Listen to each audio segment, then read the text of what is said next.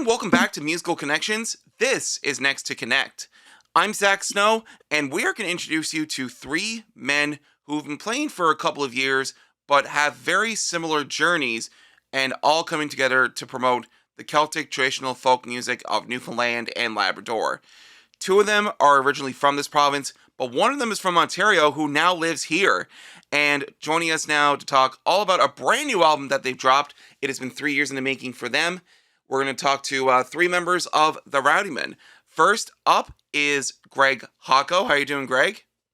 Hey, how you doing? Lovely. I'm good. Lovely. And the second member there is Gerry Finn. How you doing, Gerry? What's going on, Zach? Great to be here. And great to have you on. And we're going to introduce you now to the final member of the Rowdymen, lead singer, and now a Newfoundlander and Labradorian himself. He's been living here for the past few years with his own touring business, George's Tours. My man, George Maswell, and they are the Rowdymen. Guys, how are you? Doing good. We're great. Glad to be here with you. And thank you so much for coming on. Congratulations on the long-awaited release of your debut album, simply titled The Rowdymen. And I was there for the preview of this album, and I got to see you guys play some of these songs live. Absolutely fantastic. Congratulations again. Thanks, buddy. We're really happy to have it out. Yeah, like you say, we've been sort of ideating it. I don't know if that's a word, for quite some time. And, circumstances conspired, and we were able to get her done this summer down in Kitty Vitty. So there was no better way to do it. Yeah, we had a lot of material that we had put together, and for the album, and we ended up with 10 songs on the album. We did record over 20, so it just took a long time to get all that material tight, and the opportunity was right, and we were home, and so we did it. Yeah, and it is a great record. So just tell me a little bit Thank more you. about how does it feel to finally have all this out to the public for them to enjoy. Oh, it's great, Zach. I mean, when we started this group, we hoped to, be writing and original material and recording traditional material and sort of spreading the word. And, people outside of Newfoundland are aware of Newfoundland music and culture to a point, but, not as much as you would think. I was surprised, meeting some big stars, Canadians, how few of them knew who Ron Hines was, for example. So there's a lot of work to be done around spreading the news, and so we really feel honored to be a part of that tradition. Yeah, I sure do. I feel honored to be now included in it. I expressed at that little event down in Kitty Vitty a few months back. I'm really humbled by the welcome I've received, and I really do feel more at home there in St. John's and Newfoundland than anywhere else I've ever been or lived. And so I'm just happy to keep spreading that gospel around the country and hopefully around the world. Yeah, and for yourself, George, you have a very kind of operatic voice, and it's a really good take of having that in the traditional folk genre, and you really have a nice takes on those songs. Like, for example, on the album, you have Rant and Roar on there. You have a new Ron Hines song that wasn't previously released before called Travelling Shoes. You then had the lead-off single to all this, Belle Island Pony. We'll get to all that later on. But I just want to talk about what you guys have done throughout your careers. I mean, Gerry, you've worked with some of the world's biggest names. I'm just going through them here. INXS, I Mother Earth, Helix, Iron Maiden, Bruce Cockburn, Tom Cochrane, Saga. You name it. You've worked with some of the best that this world has had to offer. And now you join two gentlemen who both have worked on the Come From Away production up in Toronto. And just overall, like, Greg's a very multi-talented musician. He's been in the scene for many, many years. And then George, just coming from Ontario and then moving here, you really fit in like a glove. So you guys formed this in 2020, to my recollection. So tell me about how all of this came together in the first place. You go, Greg. It's true, Zach. Like, we do have really different backgrounds, and I do think that when we do shows, not to divert from your question, I'll get to it, but it's like, I think the band is it's a really high level, not even speaking for myself, but it's a really high level of musicianship in the band. Uh-huh. And, so when people come out to see the show, they're seeing like a really, really good musicians on stage, apart from the entertainment that, it's a great night out, and the music that we're playing. It's like really high level musicianship, I think. And that's, people really are attracted to that when they come out. We've had on this tour, and we did a tour in Northern Ontario a little while ago. And, people, standing ovations every night. People are really loving what we're doing. So, we started in 2020 right at the beginning of the pandemic. We did a show in front of 1,000 people, our first gig at the Irish Cultural Centre in Toronto. And, things look really good. And, that was March 6th, 2020, right, George?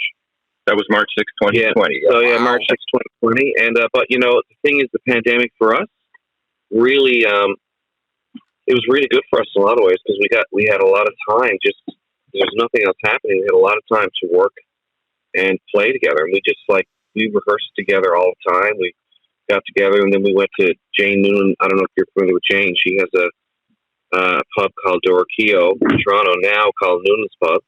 And Jane's from Logie Bay. She's from Logie Bay, right?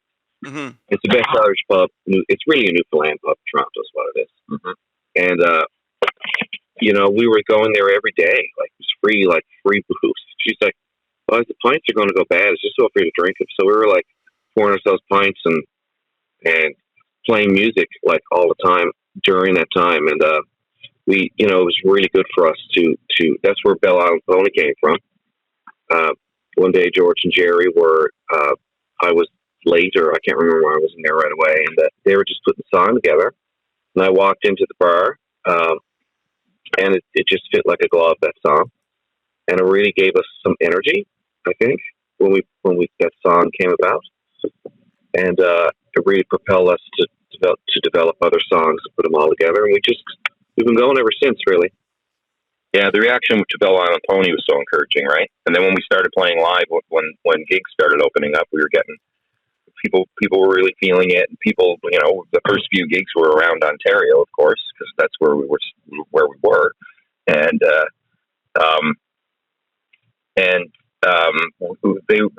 the reception was good. Like, people were into it, and people that we were playing for, like Greg said, weren't really familiar with a lot of the tunes, the Ron tunes, the ones that so well, Zach, and everybody listening knows so well, but the rest of the country doesn't know. And so for me and for Greg, I think the impetus was to build on the popularity that Come From Away gave, and the platform that it gave us to share Newfoundland culture with more people who aren't familiar with it, who kind of got their primer from seeing Come From Away. And that's 12 million people around the world. Wow. Yep. That is pretty insane.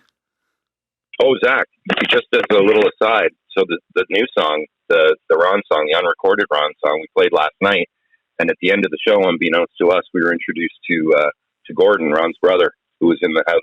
Wow. And he'd never heard it or heard of it either. So what was his reaction?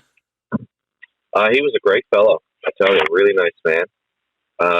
Very, very sweet man.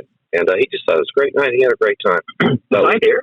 I don't think he was here. No, not yet. It was a big, it was in the lobby after the show, so a lot of people were floating around. And he's a very quiet guy, but he came up to me and said how much he enjoyed the show. That's so great. Yeah, so that was kind of nice. That endorsement. That is amazing, and it's great to see you guys along with many other artists. I mean, when it comes to Ron Hines, there was an album put out this past year called Sonny Don't Go Away, and 20 of Newfoundland and Labrador's finest musical acts came together to put out, to me, one of the albums of the year from this province. And it really goes to show people like yourselves and those 20 artists that contributed to that tribute album that Ron Hines' legacy is carrying on, even long after he's gone. It'll carry on the amount of music that is either being re-recorded countless times, or some songs that are being put out to the public for the first time. Yeah. So, and we do. There's a few Ron Hines songs on the album. We also have, our own original music on it, and we have music by Jim Payne on it. Blair Harvey. So yeah, it's Hugh all Scott. about Hugh Scott. Yep, dear friend of mine. Do you know Hugh Scott, Zach? Oh yes, absolutely. Plays with Cotillion, and he also originally wrote Teresa Maria, which he had for the Fine Crowd in 1995, and that's actually a song that you're a huge fan of yourself, George. So I want to go into that now. So tell me a little bit about that song, Teresa Maria, and why you decided to put that on the record. I was in the Newfoundland Embassy one evening, and I experienced Freddie for the first time there. Playing the whistle and heaving Teresa Maria out of him, and I was so moved. I was like, I gotta hear that song. So I found the song. I listened to it relentlessly, and I was like, I want to do this song. And the guys were like, yeah, let's do the song. And Greg was like, yeah, I'm buddies with Hugh for a long time, and Hugh gave us his blessing to do the song. And we sort of did it. Speaking to your question about the weirdness of our logistics, the two of them being up along and me being down there. We did a bit of it in Greg's studio in Toronto, and then we recorded some tracks remotely and put them all together. I went into studio with Sandy Morris and Daryl Cooper in St. John's to finish some vocals, and then sent them back to these guys. They put them together. They went to our producer engineer Ken Friesen in Ottawa. He put it all together, and that's how we got that track. Yeah, and I'd like to just point out too on that song, Zach. It's notable that the bass player is Jeff Jones, who I've worked with a lot, but Jeff you might know from Red Rider, Tom Cochran. Wow. And also, Kenny Greer is playing pedal steel on that. So Kenny Greer is also Tom's Red Rider's pedal steel player. So all that great pedal steel playing in White Hot and Lunatic Fringe. So those guys contributed to the song, which gives it a really interesting extra dimension, I think. And so we're really proud of the personnel on that team. And we're meeting a lot of the Newfoundland diaspora as we travel around too, right? Like we toured Northern Ontario in September, and I can't believe it. I felt like I was in Newfoundland, up in all those mining towns and everything.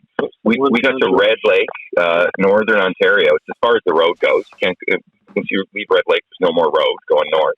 Uh-huh. And we played the Legion there, but it's a massive Legion. We got in there. There's Newfoundland flags everywhere. They're set up. The guys are out back cooking up Jig's dinner for 300 people. And it was a Newfoundland party. We didn't even really know that was going to happen. And it was really good Jig's dinner, too. Like, it was good. Yeah, the real stuff. Yeah. It was really good. We weren't even gassy, Zach. Yeah. That's crazy, guys. Now, of course, this collective came together during the very early parts of the COVID-19 pandemic. And you guys decided on the Rowdymen as your name. So what's the is there like a story about why you guys decided to choose the Rowdymen as your group name? It's Gordon Vincent. Oh, Gordon wow. Vincent, that's why. Yeah, so George came up with the name. We were coming up with a whole bunch of we were thinking maybe the old Sams for a while. Yeah, we were coming up with all kinds of names. Nothing was sticking, right? And then George said the Rowdy, and the reference from Gordon Vincent, of course, it was perfect. And we're not very rowdy, but it doesn't really matter for us. It's really about an homage to Gordon Vincent. We're rowdy in our way. That's why we do it. We're rowdy in our way. Yeah. And you're rowdy in the music that you put out, I'd imagine. Yeah, actually, and we were talking about this last night. A little post-mortem after every show. We were talking about, we're getting a little rowdier, actually. Yeah, which is good. Yeah. But shows are really coming together for us. Yeah, the shows are. We have a great fiddle player who's here with us, Johanna So from Alaska, Fairbanks, Alaska, and she's speaking of musicianship that we were talking about. She's this incredible fiddle player / violinist and great singer. And she's also been on the tour with us, past couple of tours, and she's a really fantastic musician and really elevates the show, really brings a lot to the show. Yeah, she's going to be all over the next record. If she'll have us. Zach, I wanted to add just further to the whole thing about me sort of coming in and being part of a Newfoundland music band. Like, it blows my mind because I'm such a fan. Like, I go out, I see you out. I go out to experience Newfoundland music. I'm soaking it in. Like, I love it. I found home, and I so admire all the people who are playing music around town and the music they're playing. And for my part, and with Greg and Gerry too, I just want to honor what's been produced and do what I can to I don't know, contribute to the furtherance of it all. Yeah, and we're really glad to have you here, George. And of course, like when you see a lot of Newfoundland and Labrador acts, like, especially these days, like I mean, Rum Rag and Shanganuk and the Anna Sisters all come by to Ontario and bring their music experience from Newfoundland and Labrador to the entire country. And there are some Newfoundlanders and Labradorians that live up in Ontario because otherwise, like, the opportunities here in the province are not as plentiful, so they have to move away. And then once they see these acts come from their home province, they miss home that much more. Yeah, I came to Newfoundland for work. I did it backwards.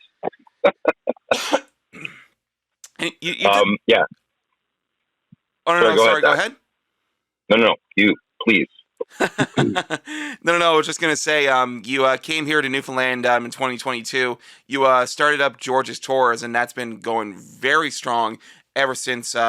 You really made Newfoundland and Labrador your home. I believe you moved here the year before that. I would imagine, but I may be wrong. It's kind of foggy. It's a bit foggy actually because of the pandemic, right? Like, yeah, because we were in Toronto on hold for Come From Away coming back for probably about 8 or 9 months, and then my partner Deneen said to me, "Look, I'm going home." And her son Logan, my stepson, was up there with us. He was enrolled to go to George Brown, all that stuff, that life stuff that stopped. And so we sat and wait and shelled out $4,000 a month rent, month after month after month, with no income. And Deneen said in October, "I'm going home. You guys should come." Logan and I held out another month, and then we came home because it wasn't coming back. And then, so I was there from really the end of 2020, and then that's when Greg and Gerry came out, and we played at Government House, and we played the shows at the Black Sheep and Spirit and all that stuff. And then I was there all of 21, and then we went back at the end of 2021, tried to restart Come From Away, and of course it was short-lived. And then I just sort of went into a hole and tried to figure out what I was going to do next, because I wanted to be in Newfoundland. And I thought, I can't, I got to do something. So I came up with a few ideas, and I thought, hey, I love Newfoundland. I love this story I've been telling. Now I'm moving there, and I'm going to be really inside the story and kind of become the story. So that's what the tour is. Like, it's not about Come From Away per se. It's about Newfoundland. It's about the people. Sure, I show them beautiful places, but it's about the connection and the storytelling that happens inside the car. And that's what makes people feel like, I find for me in my tour, that's what makes people feel at home. And in fact, I've convinced a couple of people to move to Newfoundland and invest. I've got a guy who was looking for a place to do permanent residency, and he's going to move to St. John's, and he's going to invest $1 million in a new business. So that's wonderful. I'm very proud of what I've been doing in that realm, and I'm so proud of what we're doing as the Rowdymen. And it all is very symbiotic. It's all about really promoting Newfoundland. Yeah, that's awesome. And of course, Labrador. Oh, yes. And Labrador. You can't forget Labrador, too. You can't forget the Big Land. Can't forget the Big Land. We can't wait to get there. Yeah, and especially going back to your tour business for a moment, not only are you really like your home now, what you consider now your home, you're really exploring, especially with this George's Tours business, you're really exploring about parts of Newfoundland and Labrador you never even seen before, and you come to appreciate it much, much more, where you're only like, there for like a night or two, you're at a hotel, you're at an Airbnb, and then once you're done there, you have limited time to explore, rehearsal, sound check, and then you're at the gig. But when you're not gigging, and then you have this touring business, and then your business is pretty much touring the province, you really get to appreciate like what Newfoundland and Labrador has to offer, and it really makes you appreciate it that much more. Well, I do, and it's also, I was talking to Greg about this last night, it's made me appreciate the home that I come from more too. because the way the people, the value of home and family and culture in Newfoundland is unlike where I grew up. I grew up in the Golden Horseshoe with millions and millions of people. My parents are both from different countries, and so I'm not sure I ever really felt, although I love it and I felt at home for sure, but I didn't really appreciate it as much as I do now in the context of living in Newfoundland and seeing how important home and family is to people there. Does that make sense to you? Yeah, it makes sense. Yeah. And the music is like going on the tour inspires the music. It inspires me. It inspires me to find new music. I meet the people that create it. Yeah, Zach, we're actually driving in a van too as we're talking to you. We're sort of navigating. Do you know where we're going, George? Well, Gerry's going to GPS it up, and I'm heading back to the highway. I'm going to Cancun. we're on the way. Actually, we're on the way to this is a name drop. Misha Brugger-Gossman, a very famous soprano, operatic soprano. We're going there for lunch. Oh, wow. Well, she got up with us in Halifax, so we've been performing O Holy Night as part of the Christmas set. And, I'm Greg's classical background, and I come from a sort of a miasma of classical musical theater and all that stuff. So we put O Holy Night into the show, and in Halifax, we had 2 sold-out shows at the Carlton, and I've been friends with Misha for a while, and so she lives near Halifax. She showed up, and she got up, and she sang O Holy Night with me. It was unbelievable. That's incredible, and just your connections overall, and then you get to take them on the journey with you of this Rowdymen journey. It's great to see. We're hoping to convince. We're going to Misha's for lunch today on our way to Truro, and we're hoping to convince her to sing "O Holy Night" with us on the Christmas album we'll make next year. Yeah, I'm looking forward to hearing that, guys. Now, when it comes to the sounds of what you guys offer with the Rowdymen, what artists do you draw inspiration from to create this very unique sound that you call the Rowdymen? Oh, it's from everywhere, Zach. I mean, we're lovers of music and fans of music. So there are things that sound like Wes Montgomery, and there are things that sound like Beethoven. Honestly, but and there's something that sounds like it's true sound of music. So it's a real mishmash of all of that stuff. But there's something really intentional about that. I think we all have deep and varied backgrounds, and that all just kind of gets turned into the stew of what we end up sounding like eventually. Yeah, I think that's exactly right. It's like, like we've been playing now music for, decades, you know what I mean? So we don't really draw on one artist per se. At this point, throughout our lives, we've probably been in love with one artist for a while, and then you go to another one, and you go to another one, and then it just all becomes a big mismatch. And George comes from musical theater, Gerry, jazz, rock and roll. I don't even know. Me, I'm like folk, classical. I don't know everything. I've played with a lot of bands in Newfoundland, a lot of folk bands, a lot of ones that you're very familiar with. And, it's just all, and, Johanna also brings, she's coming from Alaska. It's a Nordic tradition. Yeah, hey, Johanna, do you want to talk? Hi there. Oh. This is Johanna. Oh, no way. But that sounded like I was like, you have permission to talk.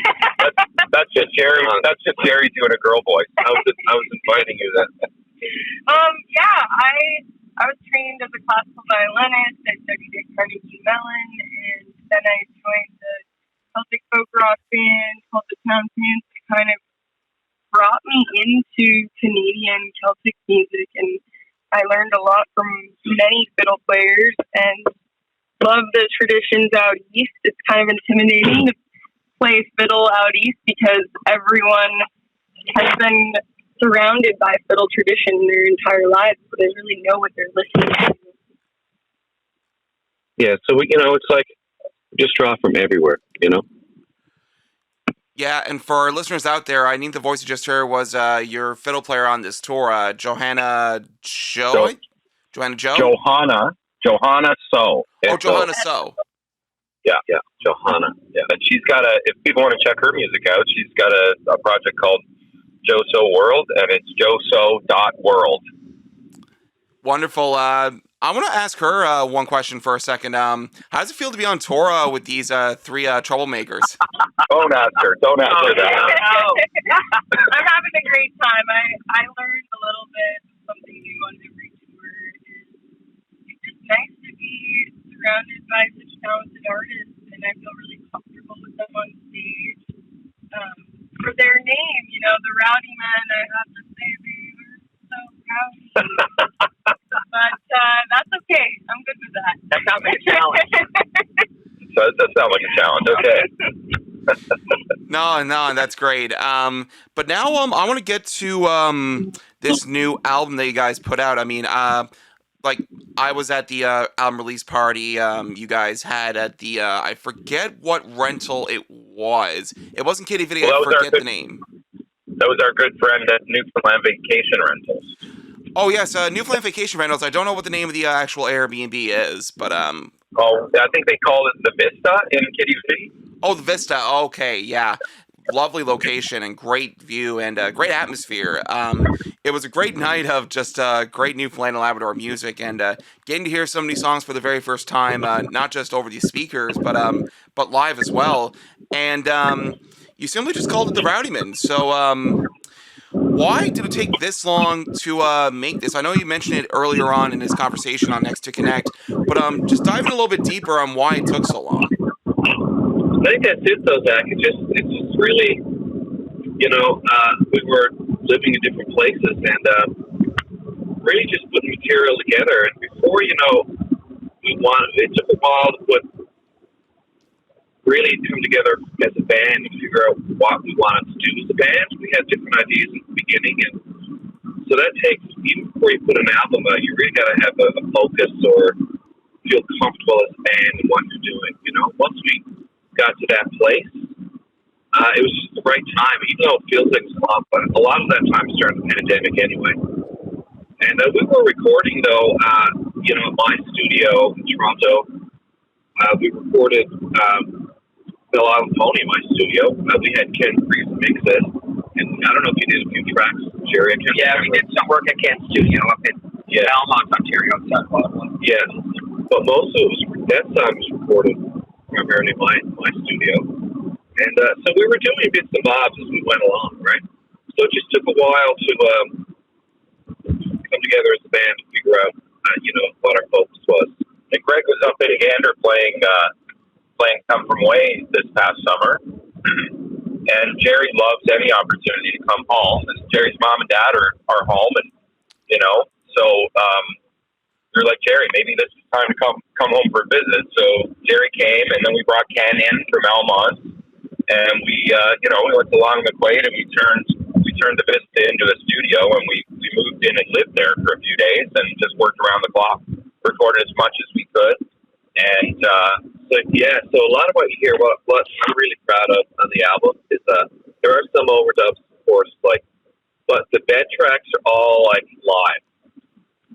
So Gerry, myself, George, a lot of the songs, all the bed tracks. Billy came in. Billy came in and played on the old, and he did Up the Shore, the set of tunes that are on it. And so we just kind of we're really proud of how we recorded the album, and we had other guest artists come in as well. And we're really happy. It was just the right time for us to do it, I'd say.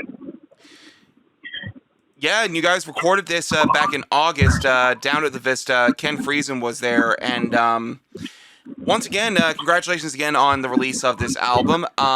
One of the lead singles off this new record is you guys are just driving up to get lunch as you're getting ready for your final show of this tour by the time that we are recording this and when this airs.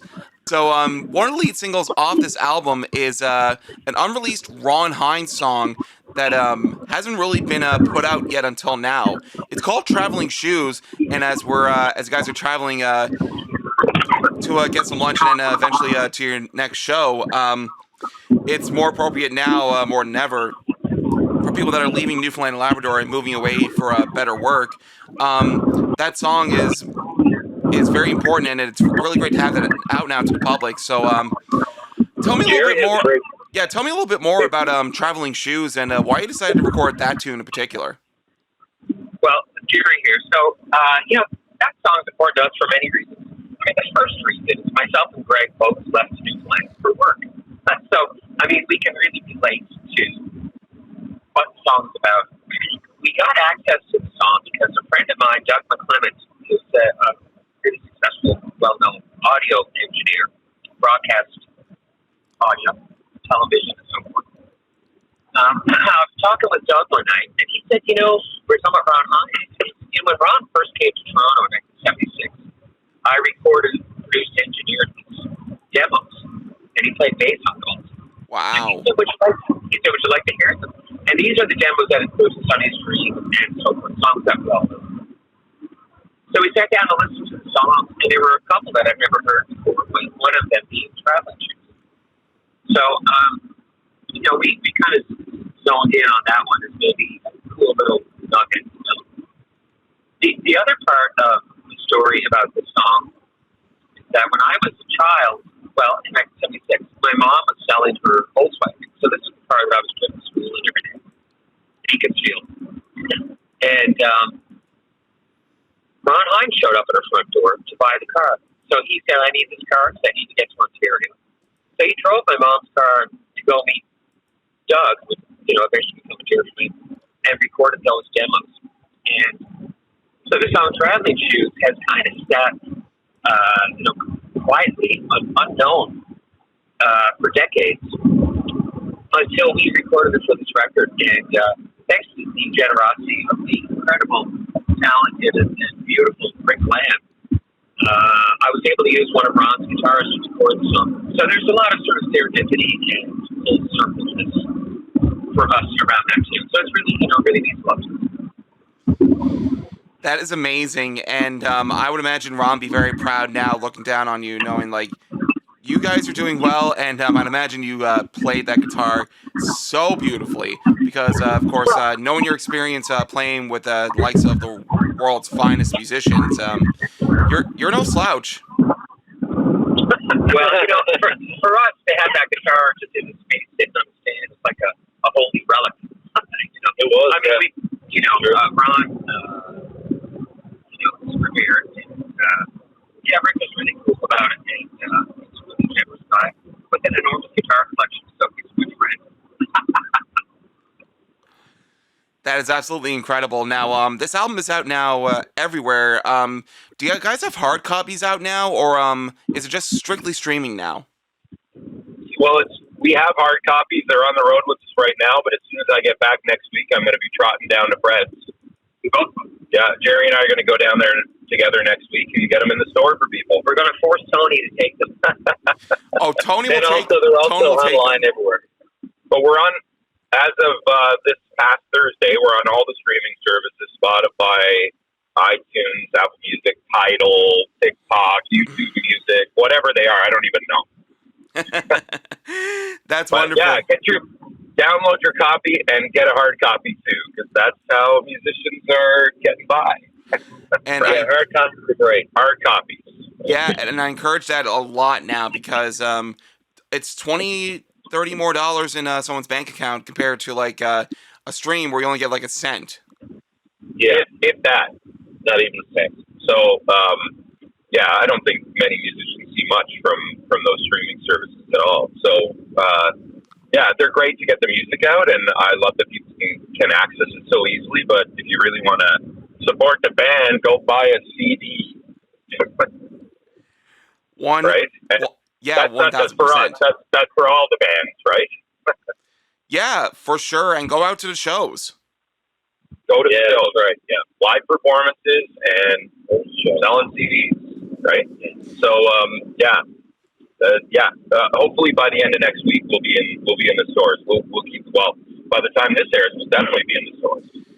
Oh, 100%. And for people who want to find out more about what the Rowdymen are going to be up to next, and especially if you guys are going to be touring this album throughout Newfoundland and Labrador, where can they go and where can they follow you? I say the best thing is to follow our socials. I'd say follow our Instagram at _the_Rowdymen. or Rowdymen, and our Twitter. I don't know if anybody's on Twitter or X or whatever it's called now. It's at T Rowdymen, and then the Rowdymen Facebook page, and we have a website. I'm not too good at that stuff though, so social media. Social media is the best way to go. Oh, The one I'm best at keeping up with, Zach, is the Instagram account. So that's probably the primary, the best way to keep in touch. And you know what? There's some really cool videos going up there right now from this tour as well. And in fact, just speaking of Johanna, if you really want to see her kill it and grind away and just play like, I think someone tagged her as a goddess, so it's pretty amazing to watch. And you'll see the video of Misha singing with me and the boys playing the tunes and all of it. It's great. yeah. One last question before we wrap up. Are you going to be taking this album on tour with you here in Newfoundland in 2024? Are there any plans on that in the works? 100%. Yeah, so we want to do the arts and culture. We've been talking to the Arts and Culture Center, and they're really interested in doing a tour with us. So we're not sure if it's spring or fall yet, but details will come out as soon as we have it down. We'll certainly publicize that pretty hard. We'll let you know for sure when that happens. Well, guys, thank you so much for coming on Musical Connections this week. Congratulations again on your brand new album. 3 years in the making, and it was definitely worth the wait. And hook me up with a couple of copies of the album as well, because I like to have some for my collection here as well. Just looking in here, I have about 500 CDs from local artists here, and you can tell I have a problem. Geez, you can open your own Zach records. Well, I'm not selling any of these. Tony will be quaking in his boots. I love Tone all the same, guys. But Gerry, Finn, George Maswell, Greg Hocko, otherwise known as the Rowdymen, thank you so much for joining me on NextIIConnect. All the best to you into the year 2024, and congratulations once again on your long-awaited debut album. Thanks a million, Zach. Really appreciate it.